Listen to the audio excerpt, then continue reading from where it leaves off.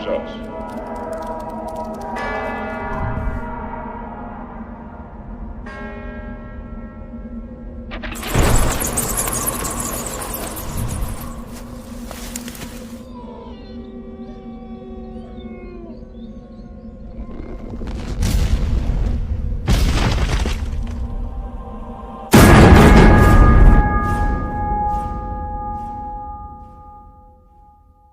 जब उस लड़की ने उस दरवाजे को खोला तब जो दृश्य उसने देखा वो देखकर वो चौंक के खड़ी की खड़ी रह गए।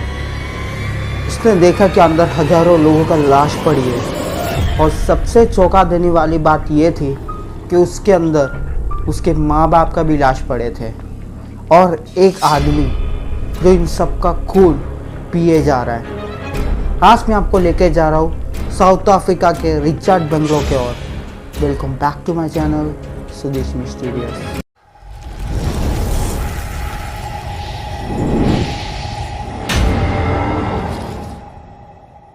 अब हम जाएंगे साउथ अफ्रीका में 1926। एक आदमी था जिसका नाम था बैंडलैंड। उसको बहुत इंटरेस्ट था प्रॉपर्टीज़ खरीदने में और ऐसे उसने बहुत सारे प्रॉपर्टीज़ भी खरीदता भी था। ऐसे खरीदते खरीदते बहुत सारे उसने प्रॉपर्टीज़ खरीद लिया। लेकिन उसका फ्रेंड ने एक दिन उसको एक प्रॉपर्टी के बारे में बताया जो जंगलों के बीच एक बंगलो था। ये सुनकर बैंडलैंड को बहुत इंटरेस्ट आया उसके ऊपर और उसने सोचा उसको एक रिसोर्ट क्यों ना बना दे जो लोग आते जाते रहते वहाँ पर। लेकिन वो जंगलों को बीचों बीच और वहाँ पे आसपास भी कोई जानवर तक नहीं आते थे उस बंगलो के आसपास।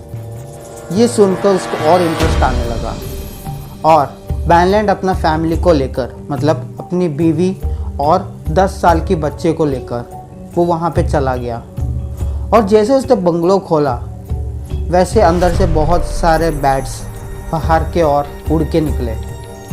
ये देखकर उसकी बीवी और बच्चे घबरा गए, लेकिन बैंडलैंड को काफ़ी इंटरेस्ट लगा और उसको कुछ डर लगा नहीं वो देखकर। और जब उन्होंने साफ़ सफाई चालू किया तब उन्होंने देखा एक कमरा ऐसा है जो बंद है और उसे खोला भी नहीं जा रहा। बहुत सारा कीज के थ्रू खोलने का कोशिश किया बैंडलैंड ने, लेकिन वो दरवाज़ा खुला नहीं। फिर उन्होंने सोचा शायद अंदर जंग लग गई होगी और कोई डोर ठीक करने वाले आदमी को बुलाकर हम इसे ठीक कर देंगे और इस दरवाजे को खोल देंगे। उन्होंने फिर इस दरवाजे को छोड़ दिया और बाकी कमरे साफ़ करना चालू कर दिया। ऐसे साफ़ करते करते जब ऊपर के माले पर पहुँचे, मतलब बैंडलैंड की बीवी ऊपर के माले के और पहुँची साफ़ करते करते, तब उसने देखा वहाँ पर बहुत सारे कपड़े पड़े। ये देखकर बैंडलैंड को उसने बुलाया और बोला ये देखो बहुत सारे कपड़े पड़े यहाँ पर। तब बैंडलैंड ने बताया ऐसे भी हो सकता है कि वो लोग जब रहते थे तब उन्हें कुछ चोट आया होगा, उस चोट की वजह से उसके अंदर खून आया होगा, डरने की कोई बात है नहीं। ऐसे ही उन्होंने उस पूरा बंगलों को साफ़ कर दिया और साफ़ करने का मतलब साफ़ करते करते उनको लगभग 2 दिन लग गए। तीसरे दिन रात को वो लोग सो रहे। रात को बैंडलैंड को एक अचानक से आवाज़ आ रही है चिल्लाने का। एक लड़की ज़ोर से चिल्ला रही है। ये सुनकर बैंडलैंड उठ गया और ये आवाज़ उसकी बीवी और बच्चों को सुनाई भी नहीं दे रहा। बैंडलैंड बाहर की ओर भागा। बाहर जाके जब बैंडलैंड ने देखा तब बाहर कुछ था नहीं, सिर्फ अंधेरा ही अंधेरा है और पहले का टाइम में बाहर उतना लाइट्स भी लगते थे नहीं। तो इसी कारण वो वापस कमरा बंद करके अंदर चला गया। बैंडलैंड को लगा शायद उसने कोई सपना देखा होगा या किसी जानवर को चिल्लाने का आवाज़ सुनी होगी, जिस वजह से उसको सोचा कि कोई लड़की चिल्ला रही है और वो बाहर भाग गया और वो वापस जाके सो गया। लेकिन सोते वक्त भी उनको अच्छे से नींद नहीं आ रही थी और ऐसे ही सुबह हो गई। सुबह होने के बाद बैंडलैंड ने अपनी बीवी को बताया कि मैंने ऐसा आवाज़ सुनी थी रात को, क्या तुमने सुना था? तो बैंडलैंड की बीवी ने बताया नहीं मैंने सुना नहीं कुछ। तो बीवी को भी कुछ अजीब लगने लगा। एक तो काफ़ी सुनसान जगह था और ऊपर से आसपास इतना जंगल होने का कारण भी कोई जानवर तक उस बंगलों के आसपास भी नहीं आते थे। इसी वजह से उसकी बीवी को कुछ अजीब लगता था। लेकिन उसने बैंडलैंड को बताने के बाद भी बैंडलैंड बोलता था कि ये सिर्फ एक थिंकिंग है, ऐसा कुछ है नहीं। अपने अच्छे है कि अपने को ये प्रॉपर्टी बहुत आसानी से मिल गया, बाकी बंगलो बहुत अच्छा है और इसे हम रिसोर्ट बना सकते हैं। फिर वापिस रात हुआ। रात को बैंडलैंड और बेबी और अपने बच्चे के साथ कमरे पे सो रहा है। वापस उसी टाइम पे जो टाइम पे उसने सुना था बैंडलैंड ने आवाज़, वापस उसी टाइम पे आवाज़ सुनाई दे रहा है। बैनलैंड आपने सोच लिया कि अब मुझे देखना ही है कौन है, और आवाज़ का पीछा करते करते गया।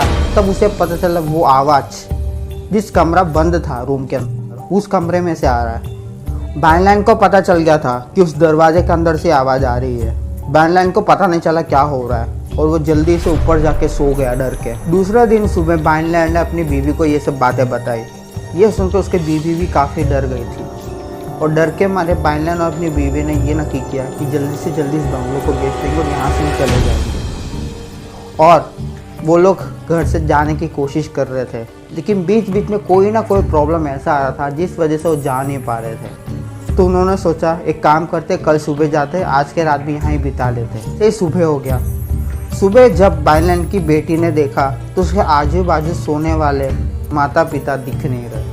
वो काफ़ी घबरा गई और पूरे जंगलों पर ढूंढने लगी। पूरा बंगलों पे ढूंढा, पूरा जंगलों पे ढूंढा, कहीं पर भी कुछ भी नहीं मिला।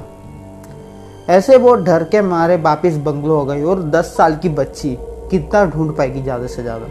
वो वापस बंगलो ही आ गई और डर के मारे अपने कमरे पे बैठ गए रो रोकर वो बैठी हुई थी और वो रोकर अपने रूम पे बैठी हुई थी। रोते रोते जैसे टाइम मतलब 12 बजे जो बैनलैंड को सुनाई दे रहा था आवाज़, ऐसे इस लड़की को भी सुनाई देना चालू हो गया। वो और घबराने लगी और डर के मारे जहाँ से आवाज़ आ रही थी उसके और वो चलने लगे। जैसे जैसे वो आगे गई तो उसे पता चला जो रूम बंद था बंगलो के अंदर, उस रूम के अंदर से आवाज़ आ रही है। उसने खोलने का कोशिश किया उस रूम को, लेकिन खुला नहीं। बहुत रो कर उसने खोलने की कोशिश की डर के मारे, फिर भी खुला नहीं। ऐसे ही जब वो पलट के जा रही थी, वैसे दरवाज़ा खोलने का लाइटली आवाज़ आया। वो धीरे से मुड़ के देखी तो देखा उस दरवाजे के अंदर से तो बहुत तेज एक रोशनी आ रही है बाहर की ओर, और वो अंदर जाने लगी। जब वो अंदर गई तो खड़ी की खड़ी रह गई, क्योंकि उसके अंदर हजारों लोगों का लाश पड़ा हुआ था। और यही नहीं, उसके माता पिता के लाश भी उसी के अंदर थे। ये देखकर वो बहुत डर गई और बाहर भागने की कोशिश की, लेकिन वो भाग नहीं पा रही थी। उतने में दरवाज़ा बंद हो गया। फिर वो जैसे जैसे आगे गई तब देखा एक आदमी नहीं बोल सकते, शायद आत्मा भी हो सकती है, लेकिन इस चीज़ का प्रूवन अभी तक कोई डिटेल है नहीं कि आदमी था कि कोई आत्मा था। तो हम अभी आदमी बोल देते हैं। एक आदमी जो अंदर बैठ के इन सब का खून पिए जा रहा है, और उस आदमी को देखकर ही उस बच्ची को, 10 साल की बच्ची को ये पता चल चुका था कि मैं अब और यहाँ पे रहूँगी तो ये मुझे भी मार देगा।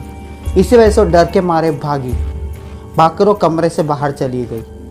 ऐसे दूसरे दिन जो फ्रेंड ने बैनलैंड को बताया था कि ऐसा बंगलो, वो बैनलैंड से मिलने के लिए आया।